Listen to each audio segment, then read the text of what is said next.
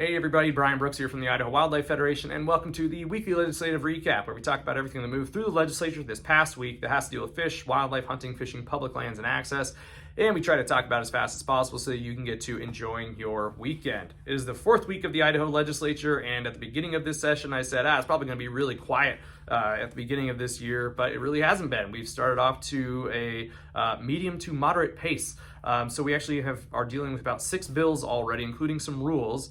And we've got some news for this week. So we'll dive right into it. First on the docket here, we had the confirmation of a new Fish and Game Commissioner, Commissioner Bobbitt from up north. Congratulations, Commissioner.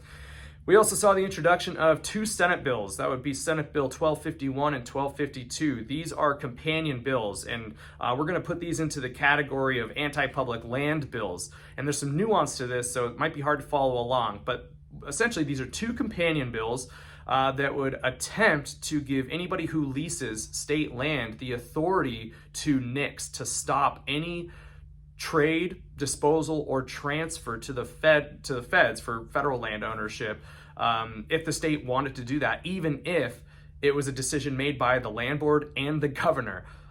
So this gives somebody the more power than the land board, basically to say, no, I don't want this to happen, likely interfering with the constitutional authority of the land board to maximize long-term returns on the landscape, which means that these bills are likely unconstitutional. So let me put this into practical terms.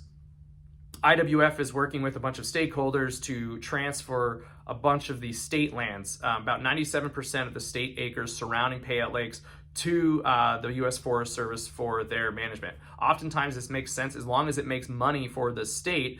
This is a pretty common practice. They do it with private interests, federal interests, with the state. It makes money, it opens up land to be logged, it can open up land to be mined, it can also protect certain areas that have really good habitat or primary access to water bodies. There's a number of reasons that these things make sense. Well, this is Senator Harris's bill, and these are 2 bills.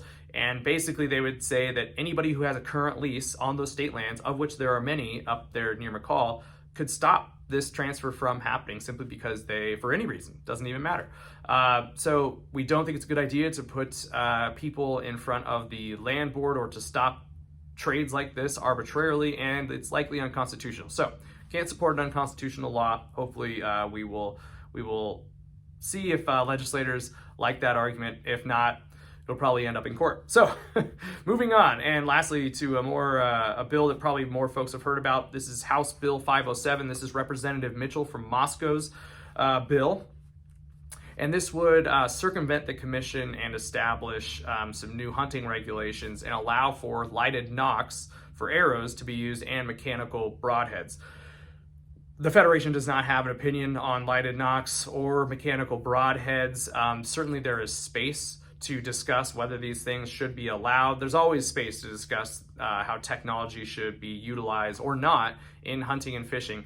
But what we do know and what we don't agree with is hunting seasons or regulations being set in the legislature by politicians. That is why the commission was founded by the 1938 initiative, to remove politics from these decisions, because politics are susceptible to emotions, to political donor interests, and it's just not a good way to manage wildlife or hunting and fishing. And so we are hoping that the bill is pulled. And here's another reason why. The commission actually just voted this week to initiate the negotiated rulemaking process for lighted nocks and for mechanical broadheads. So this whole summer into next fall, we're going to have a very robust public participation process to sort of just transparently have sportsmen discuss or and submit comments in support or against. So what we can find out is very transparent data of how many people support or don't support this idea. And also we can look into the merits of some mechanical broadheads or others. Mechanical broadheads are not all created equal. Some perform a function better than the others, and the poorer quality ones can actually might just hurt an animal where a normal traditional broadhead could be a kill shot. So this negotiated rulemaking process, we could find and investigate some of those issues, and ultimately, if sportsmen overwhelmingly support the ideas, then the rulemaking can go forward and we can have lighted nocks and broadheads. But that's the forum that we think that this should happen. That's where most people can participate, not the legislature, where bills can move in a matter of days to the governor's desk. We just don't think that that's a good public policy process.